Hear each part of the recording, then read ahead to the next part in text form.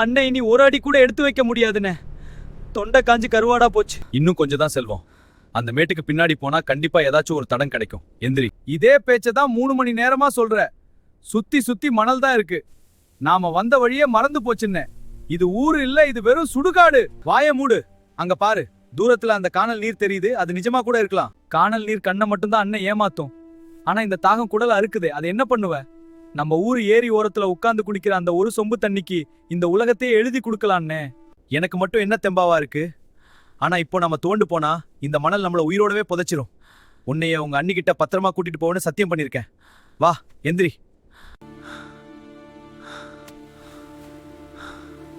அடுத்த மேட்ல தண்ணி இல்லனா அங்கேயே படுத்துருவேன். சொல்லிட்டேன். அடுத்த மேட்ல தண்ணி இல்லனா நானே உன்னைய தூக்கிட்டு நடப்பேன். வா போலாம். அண்ணே போதுனே விட்டு. கால்ல சதை இல்ல, நெருப்பு தான் ஓடுது. என்னால முடியல. இன்னும் ஒரே ஒரு நிமிஷம் செல்வம். அந்த பாறை நிழல்ல ஒதுங்கிடலாம். அங்க போயிட்டா நிம்மதியா தூங்கலாம்.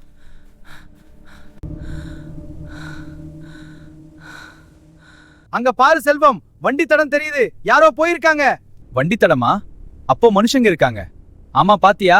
நம்ம கண்டுபிடிச்சிட்டோம். இந்தா, இதுல இன்னும் 2 சொட்டு தண்ணி மிச்சம் இருக்கு.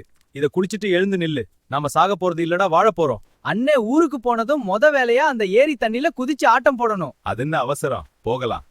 தண்ணிங்கிறது வெறும் தாகம் தீக்கிறது இல்லடா, அதான் நம்ம சாமி. அதுதான் நம்ம உயிர். இன்னைக்கு ஒரு சொட்டு தண்ணியோட அருமை தெரிஞ்சுக்கிட்டோம்ல, இனி வாழ்நாள் முழுக்க ஒரு துளிய கூட வீணாக்க மாட்டோம். வா, ஓடு.